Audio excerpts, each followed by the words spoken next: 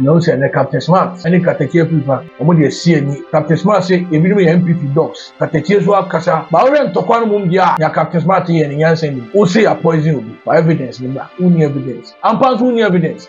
bi enu awo say ya poison why na why na poison obi na kwa me se fa kan kura wo di na temi Captain wanya di o kwa me se fa kan senior man ne boni o kan say obi ewu na mu discuss na kwa me se fa kan akoka eno boni be na waka wo di na temi kwa me chem 10 years time wo radio wo be as we ba o say fa kwa me se fa kan na be ma o compliment na wo senior man na wo ono adi kan start adwuma no chale nyama bi wa Mama politics and kata money. Namu nye mistakes. Me make up to me penance kwa. Me laptop is here kwa ndo toma. Adebi o ya nya ebeka. Adebi o na Captain Smart ye na nya ebeka. They adore so do Captain Smart. Journalism is not about noise making. I don't find Ghana for you TV cinema akwa HRCC no say social media ne so there. Nsem do so po na na ewo ye libi ebe so mo na ye da so eje na ina be ma captain ene o kachiche FIFA be fa sorry so enam eye jonkumu wo ye ho nsensem obi a che na adwen akoma nsentwo fom yeni asole the beef chencherenche ena esi omenim eno ena ye papa che say senior man kwame sefa kan onim so no de bansem twadwuma ma o kan guru sine penifo ono ma yensem twadwuma na eche ne ho yie ode na no koto mu bi se be ya nka ko fom yeni we eye Ghana Journalism Association ana se eye nsem twofo ko penifo enye bibi emfa ho na sa before asori ewo captain ene okateche FIFA ntem no monye hu bibi sanse omo mienu no omo ye public figure obi akasa edu akire captain nim so no ofaya ekwa akire pa Ghana fo so ginedi ene okateche FIFA so starting ne de enye fede ago eye poison yam poison eno na nam so ma brante ba ko no so chesenso twadwuma mo de ne hu mu nhyeda nche bia de na so yo bia ohuna de ane wase ye friend the blind historian become a blind historian and also huni pakra me pa chaka na asem ane eye Borgaria ono ho asem na ye kan wase ensem no mo kan ono de wadwene ho atie akwachire wadwene ho sabi e kan no tum hwe ne ekoso ho sebi o enu mienu na aje so mo kono ba akwasem emfa kwan mo o kire ma Captain Smart ensem a wo kan no emfa kwan mo na ni kwan se empo no chese eni abe ma kwam se fa kan ye papa pani oba abonte be kan sansem so monye bibi mfa ho no na ye tiawa wanka semboni ntade nti na se nka Captain so we din natem ebe nyini mu a wonyini chen oye pani ene bansem twadwuma mu so oba mu ja oye pani oba mu ja dum mebi a ono kwa na chese be cheche wo re kan kwa chese mo kire wo se ade a empa ba wa bra wo hia crisis ahoro mienu bi je ba ne se ena ene wa sorry etia na de hu sansem ni na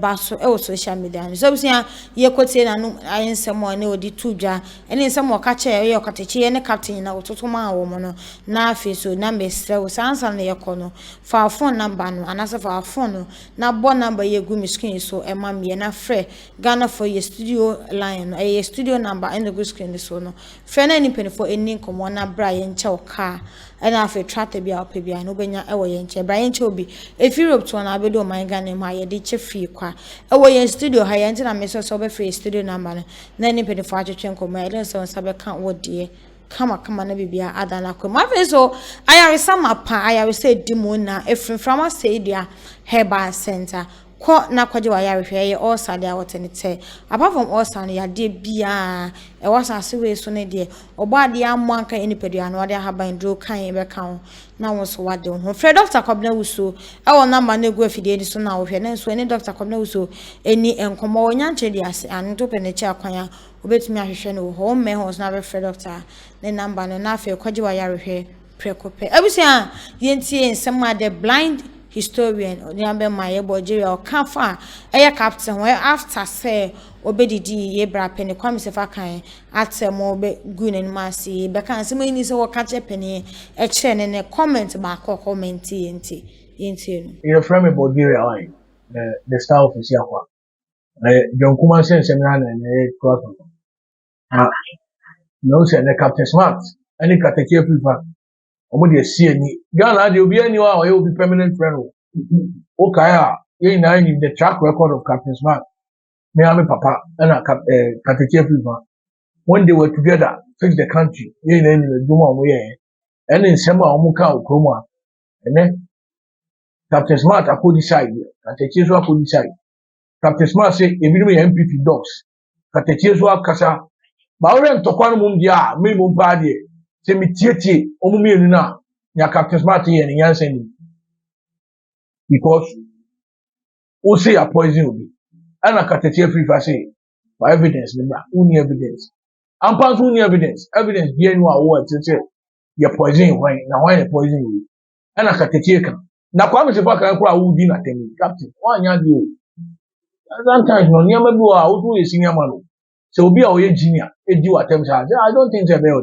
kwa me se fa kan senior man the boni o kan say obi ewu na mu discuss we say poison we say na kwa me se fa kan akoka say National Media Commission omunye ni fa sa di eno boni be na wa kan odi na tem chale wo so ba o kwa me se fa kan 54 years senior man 54 years June 20th we be 54 also May 5th we be 43 next year kwa me 10 years wa odi adanse say time our radio will be as a winnie ba o say fa kwa me se fa kan na be ma o compliment say you go higher now wo senior man na wo ono adi kan start adwuma no wo chale niam bi wa ma politics and kata money na mo nye mistakes because mistake how be and it will be difficult to ube correct it in the future maybe how for say na wa didi obi a pray Captain Smart senior man Captain Smart senior man Captain Smart me Captain Smart be penance pa me laptop is here for no to man but adebi o ya nya e beka adebi o na Captain Smart ye na nya e beka they don't adore so Captain Smart journalism is not about noise making they don't adore so too much they don't adore so and the attempt na journalism and journalist the journalist you are not to make unnecessary allegations no Ghana no I am unsuade Rwanda sa Burundi ntokwa si ya genocide nipa 800,000 ewu ye journalist na cause us confusion journalists are the cause of confusion adie ba pe mistake of one journalist and the cause of confusion and sadie no any empese bi be si Ghana journalists bi o ha omuni abo omu safohene omu feel say because omu ye journalist nti omu ni nyansa echi obi a Ghana ha no and omu sori a nsema ehu nhia nsema enye no kore na omu de otan any emotions o ka na omu say obi akwajiska na obi kwajiska chairman wo de allegations ayate ye kanka enya anu bi ni o what I say chale ti ade a wo ye no ye senior man sebi nipa bebre ye pe wa sem ye hwe otua o may I like you the way I auto no the way o betra wa wo ye like uma ade ni enjoy but chale Captain Smart this side of because ade a wo ye no fu se bia wo ye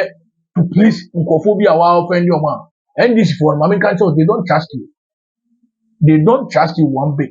because omu say omu on sa na odi e o and na odi e people omu say omu ba sa na obesa dia yo they don't trust you one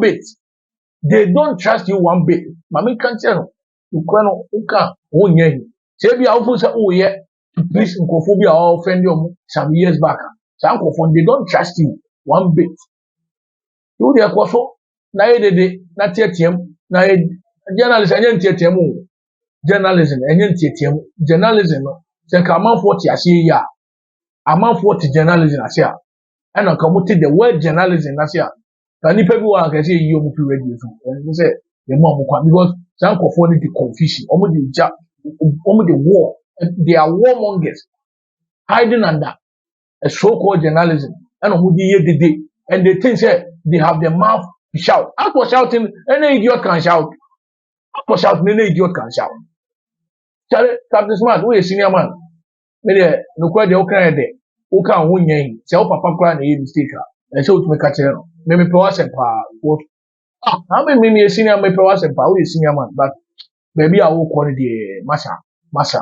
you are losing your credibility yen kan ko nje o mentu aso na jogezi so de o ye big joke na obi a mu ina na mu kika nsem ina jonkuma wife be kasa ya wo no asa akofa na jogezi eye ni interview Captain Smart all lose credibility professionalism ba afedi e ma me nko me ni chi wuto we na eno e beto mu keke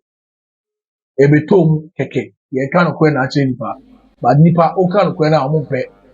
etie no ye be koso aka no kwe na adofo no nti eni abema Borgaria na isa wote ne ka no say oye the blind historian ono so ede na not me anya hwe kwa nsem twadwuma ode no ho ahyemo bi ne ekoso no wanka bi enye say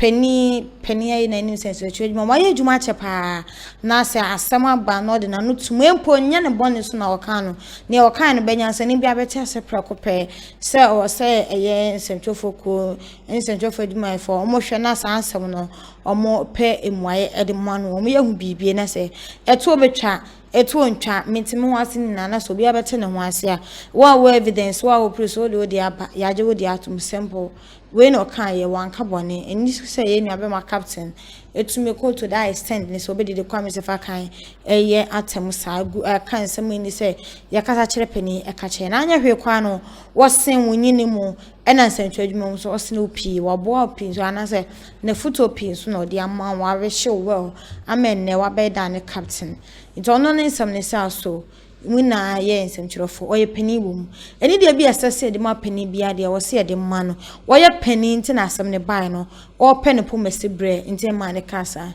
eno nye se o pese okotai obi achi ana se okotai party A party B eye simple wo se ya poison no wo evidence we okateche fifa se ya poison no eye cancer ono so ncha the cause of cancer bibia amfa na asem enkodenya ho ntase Ghana for TV so ne hanam de musie nsema Borgaria kan no ena me de beto wani mu ne fa social media no so sisie ne de ade agese jonkuma ne odi ja Ghana mprempem no kase eye beef o social media no so bebia be fa bia jonkuma ade otumi de ja o man Ghana eno no ne be che bia no so me de ba be so mo Ghana for TV so ne de kwan so subscribe ma me share videos ma oni enye be na fi so ade nchire bia no obetumi afide free na wojani na e o me comment section mum no misra won sadansa ye manye obuo ne enide kwan so na bibia anya kama emfa emame me sorry so ensa foforo ba meje adwade ababesomo ni mi sedada na techiwa enemidi Ghana for you TV. Ghana for you TV. Ghana for you TV. Yan kanta egumi so asew empanyimfo so ne wafuru duapa ne pia no na ne opa bibia kokotoko ne na bro o konfo e ho na me scan Twitter ye na me kye wo mo ma hyira wo ayo kase pia